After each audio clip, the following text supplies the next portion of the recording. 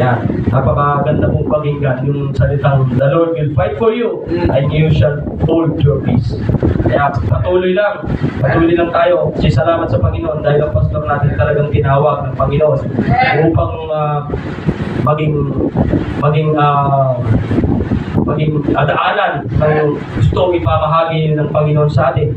Kaya ang pastor natin, marami po siyang mga pinaplano, gustong mangyari sa church po natin, maraming gustong iparating ng Panginoon sa kanya na gustong mangyari, mga plano.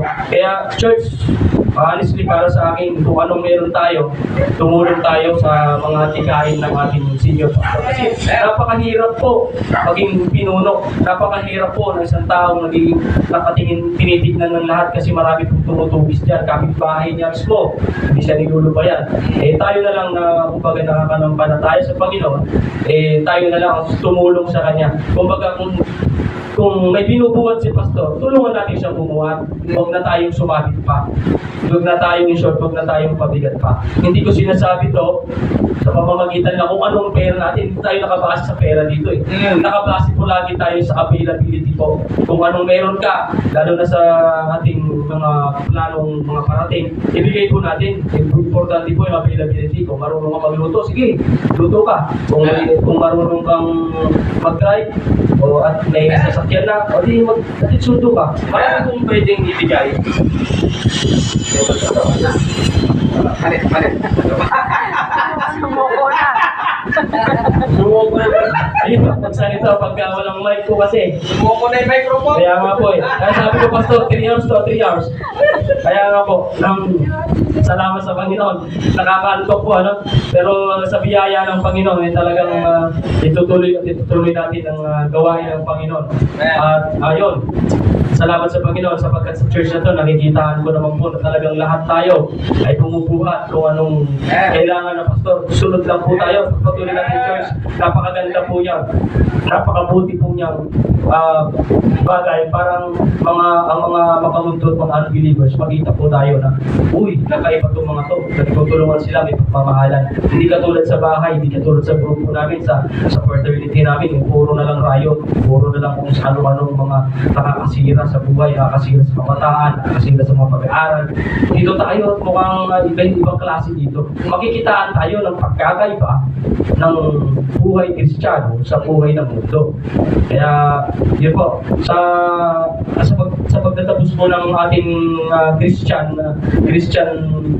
level of Christians, hindi po doon tatapos sa seniority. Meron pa po pala na Christian, ito po yung saints. Na kumbaga, yung saints po, tayo man na lahat ay nanampalataya na binigyan ng Diyos na buhay na walang hanggan, tinatawag po tayong saints. Pero ang terminology ko po kasi sa saints, ito na po yung mga binanal na kung saan hindi na magkakasala. Ito yung mga santo na kumbaga, nasa langit, o kaya pupunta na po sa langit. They are the glorified body of Christ. Ito na po yung mga saints, hindi po yung mga Santo Mama, Santo Papa, hindi po ito yung mga saints na yun. Ito po yung mga saints na talagang hindi na po maaaring magkasala dahil ginawa na ng Panginoon. Ito yung mga Kristiyanong glorified na. So sa 2 Timothy chapter 4 verse 7 to 8, 7, I have fought the good fight, I have finished the race, I have kept the faith. Finally, there is laid up for me the crown of righteousness which the Lord and the righteous judge will give to me on that day, and not to me only, but also to all who love His appearing. Yan na. Ito na po yung sasabihin ng Panginoon, welcome, my good and faithful servant. Amen. Ito na yun. Ito na yung mga saints na yun. Tayo po yun. Pag nandun na tayo, siyempre, magligtas tayo, sigurado. Sabihin po ng Panginoon sa atin yan na tayo iligtas na dahil sa pagtanggap natin sa mga nakaraang topic natin. Yun, magkakaroon po ng if ever na magkaroon po ng rapture, if ever na magkaroon ng rapture na darating na ang Panginoon, nakakalungkot lang nga lang po kung sa panahon na abutan tayo ng Panginoon yung rapture o kaya rapture man lang, nakakalungkot po para sa mga kapatid ko, kaya kilala natin mga baby Christians pa. Sila po kasi yung hindi pa makakapag-share talaga ng gospel at kaligtasan kahit sa loob ng kanilang bahay, kahit sa kapitbahay, kahit sa office, kahit sa school. Hindi pa po nila yun masasabi yung makakapag-akay kasi sila mismo medyo talagang pumapalya pa. So, ibig sabihin paano po kaya sa darating ng panahon na tayo kinuha na ng Panginoon, masakit isipin po na nandun ka at samantalang yung mga mahal mo sa buhay, nakikita mo araw man o gabi, pinapahirapan sa impyerno. Na sana nung nandun ako, i-share ko yung salita ng Diyos na tulad ng kaligtasan na meron ngayon. Napakasakit po unawain yun kung may unawa pa po tayo sa panahon na tayo ay kinuha na ng Panginoon. Pero ngayon po, naunawaan natin na nakakalungkot isipin na yung mga mahal natin sa buhay, siya pa namang may iwanan. Diba? Tapos, ayun. Salamat sa Panginoon sapagkat sabi nga po sa Biblia, may iba't ibang klaseng crowds po. Kung mayroon pong iba't ibang klaseng crowds po na ipagkakalob sa atin ng Panginoon. Meron pong, para sa mga Kristiyano na po kasi ito so crowds na ang pinag-uusapan, hindi na po yung white throne judgment. Ibig sabihin ito na po yung judgment seat of Christ. Sa 2 Corinthians chapter 5 verse 10, for we must all appear before all judgment seat of Christ, that each one may receive the things done in the body, according to what he has done, whether good or bad. Yan po. So, real talk po dito sa pinag-aralan po natin. Mayroon po palang may mga crowds po talaga na kailangan talaga natin na hindi na tayo mananatiling mga bata. Kailangan po nating sikapin na magpaka-mature sa salita ng Panginoon sa ating buhay bilang isang Kristiyano. Sapagkat kung i-illustrate ko po yung mga rank po na to, kung i-testimony ko muli po yung sarili ko, kung si Brother Joseph kanina narinig ko na 89 yung grade niya, 89 daw po yung grade niya. Samantalang kung isipin ko, napakataas na po ng grade nun. Kasi nung ako po ay nag-aaral, elementary high school po, hindi ko na po kailangan ng grade na 76. Ano yung 76? 75, okay na ako eh. Basta makapasa. Ganyan ang pananaw ko po noon. Basta makapasa, masaya na ako. Ang classroom ko po noon, sa tuktok po ng puno, doon ako gumagawa ng assignments. Para pag uwi sa bahay, may present ko sa magulang ko ito, nag-aral po ako. Pero sa nag-escape po ako noon. At ay ipapakita ko po yung assignment. Gumawa ako ng sarili kong assignment na pinapakita sa mga magulang ko na ginawa ko sa tuktok ng puno. Nakukontento po ako noon. Pero, nung nag-college po ako, naranasan ko po na may something na iba. Nag-aral po ako ng mabuti, sinikap ko pong mag-aral, at talaga po, naranasan ko po na umakyat sa stage na kahit mga kapatid ko nagulat, kaya naman pala. Kasi na-receive ko po yung most dedicated student, model students of the year, tapos Dean's Lister, tsaka first honor ng year po na yun. Sobrang sabi ko, iba pala ang mayroong matatanggap na gantimpala, na pinalo na po pag pinaghirapan mo. Kasi talagang may reward po talaga, totoo po talagang reward. Sabi ko, grabe sabi ko. Tapos, salamat sa Panginoon talaga, yung mga pinagdaanan ko na yun na pinakita sa akin ng Panginoon na ang totoo talaga ang Panginoon. Tapos sa illustration ko naman din na parang naitutugma ko itong mga crowds na to sa mga military natin, sa mga pulis po natin ngayon, na kung saan meron pong mga rank Kung alam niyo po yung mga general, mayroon pong kapitan, at mayroon po tayong PO1, pinakamababa po ata, PO1. Po ba? Sa darating ang panahon, pag nandun na tayo sa langit, ibibigyan po tayo ng kanya-kanyang rank ng Panginoon. Pag sinabi ng Diyos, kay General John Hammond. Pag tinawag ang General John Hammond, lalapit po yan. Pag lumapit po yan, sasabihin niya, tipunin mo lahat ng iyong mga membro sa aking harapan at papurihan niyo ako maghapon, magdamag at lahat ng oras, ibuso sa akin lahat ng papuri. Pag sinabi ng Panginoon yan kay General John Hammond, tatawagin ng General John Hammond, si Captain Lucas, syempre, Captain Lucas, buuin mo ang sandataang lupang pangako Bible Baptist Church at tayo magpuri sa Panginoon. Binilang ni Captain Lucas ang mga membro ng Lupang Pangako Bible Baptist Church, nako, General John, kulang tayo ng 2. Andon si PO1 Kimberly, tsaka PO1 Ezekiel, nagchichikahan, nagpamaritisan doon sa gate ng langit. Pambihira, pati ba naman sa langit may papepe pa rin. Diba? Kaya nakakalungkot isipin na sayang yung mga panahon na nandito tayo. Bagkus, isipin natin kung paano tayo maglikom ng kayamanan na hindi nabubulok, hindi nasisira sa langit. Kasi lahat ng mayroong hihirapan natin dito sa lupa, yung mga magagarang kotse, magagandang kotse na milyon-milyon ang halaga, after 100 years, makikita mo na lang yan sa junk shop, kinakalawang. Sayang. Samantalang yung mga bagay na iniipon natin sa langit, mga crowds na yan, habang panahon, yung crowds na yan ay nasa sa atin. Habang panahon, kung General John Hammond, habang panahon sa General doon. Ang problema, kung PO1 Ezekiel, habang panahon, PO1 ako doon.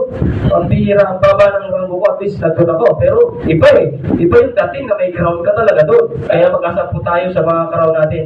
Pero yun po ay aking lamang. Sabi nga ni illustration ko lang lamang po yun. Pero ang real talk po talaga mga kapatid, ito po ang real talk. Kung tayo ay tamad at walang panahon upang sambahin ng Panginoon, wala tayong panahon upang magsilbi at manambahan sa Panginoon sa araw-araw, kahit isang beses na lang, isang linggo, ibigay natin sa Panginoon, pero wala pa tayong time. Ito lang masasabi ko sa inyo kapatid, church, huwag na natin pangarapin pang pumunta ng langit. Kasi buong buhay natin doon, mananambahan tayo sa Panginoon. Amen. Buong panahon tayong mananambahan sa Panginoon. Diba? Amen po ba, church? Amen. Buong panahon mananambahan tayo sa Panginoon. At kung dito pala, papatay-patay na tayo at iniisip natin parati kung ano ang meron dito sa mundo na dapat nating minahin para tayo yumaman dito sa mundo. At ang araw na para sa Panginoon hindi natin may bigay, tamad tayong manambahan. Tamad tayong makipag-ugnayan sa Panginoon. Huwag na po natin pangarapin ng langit. Kasi ang langit po, dyan po daranasin ng mga Kristiyano, ang mananampalataya, na araw-araw, panahon, buong panahon, mananambahan tayo sa Panginoon. Yan po ang real talk po nun. Pero totoo po yun. Kaya habang nandito po tayo, practice lang po ito. Ito pinagdaran natin init. Itong mga pinagdaran nating mga every linggo, nagsasamba po tayo. Practice lang po ito. Kung baga ito, sinasanay tayo sa totoong buhay na meron tayo sa langit. Ang walang hanggang pagsasamba at pagpupuri sa Panginoon. Kaya po, mga kapatid, nakakalungkot isipin na kung saan marami pa rin sa panahon ngayon na talagang hindi pa labis na naiintindihan itong mga pangangaral ng Panginoon na napaka-importante po. Ulitin ko po, ang the Lord will, ulitin ko po yung sinabi kanina, na so then faith comes by hearing, and hearing by the word of God. Romans 10:17 po, na matatagpuan nyo lamang po sa Lupang Pangako Bible Baptist Mission pulpit. Ito po sa harapan. Kaya lagi pong mag-rema sa atin yan. Yung verse niya na, Church, sina-challenge ko pong bawat isa. Sina-challenge ko pong bawat isa na ang sinasabing lupang pangako Bible Baptist Church na kung sabi sa abbreviation, LPBBM. Na unang dating ko po rito, ang akala ko po niyan, yung L, late, yung P, palagi. Late palagi, Bible Baptist members. Ang bihira. Ngayon, nadagdagan pa. La pa rin. Bible Baptist Church, Baptist members. Nakakalungkot pong isipin. Pero nananampalataya ako, meron pong proseso ginagawa ang Panginoon. Lalo na sa mga bagay na pinagdaanan po natin pag-aaral.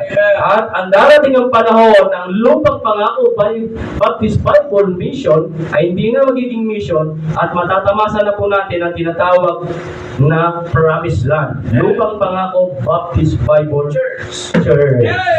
Kaya nananampalataya po tayo doon. Napakalaking bagay po noon na talagang panampalatayaan natin na mayroon at mayroon kung magpabago ang mga nananambahan sa church na to, malaking pagbabago rin po ang mangyayari pagbabago ng church natin. Kung sa panahon natin ngayon, di pa natin nakikita natin, puro hirap pa lang. Sa ating panahon, magagalak tayo, may gagawin ng Panginoon, nakakaiba. Para sa atin, at para sa bawat mananampalatayang naririto. Kaya po, ito na po ang aking finishing verse. Yan. Maaga pa, Pastor. Aga pa. Finishing verse ko na lang po. Okay, para magpahinga na po tayo. Kasi kanina pa po tayo bugbog sarado. Pati nga po na nagtuturo dito, sapul na sapul din po ako. Sa totoo lang po. Talagang, di ba, ang salita ng Diyos, madaling ang salita ng Diyos. Kaya ang finishing verse ko na lang po. Ay nabanggit kasi kanina ni Pastor. Tugma po, mga pinangangaral natin ngayon sa pinangangaral ni Pastor po kanina. Ang finishing verses sa 1 Corinthians chapter 15 verse 58. Therefore, my beloved brethren, be ye steadfast, unmovable, always abounding in the works of the Lord. For as much as ye know that your labor is not in vain in the Lord. Wow! It's not in vain. Yung mga maliliit nating ministry dyan, it's not in vain in the Lord. Talagang yan ay nasusuglat. Na talagang lahat yan po ay may gantimpala po. At kung isipin natin ang church natin hindi perfecto, napakainit. Talaga po walang perfectong church. Naalala ko po tuloy, pahabol ko yung isang illustration na yung babae at yung pastor, na kung saan mayroong isang babae na lumapit sa pastor. Kinausap niya po yung pastor. Sabi niya, Pastor, papaalam na po ako sa church na ito. Bakit? Bakit sister? Sabi ng pastor. Kasi pastor, ang daming di maganda ako napapansin. Yung mga ibang membro po dito, nagse-cellphone.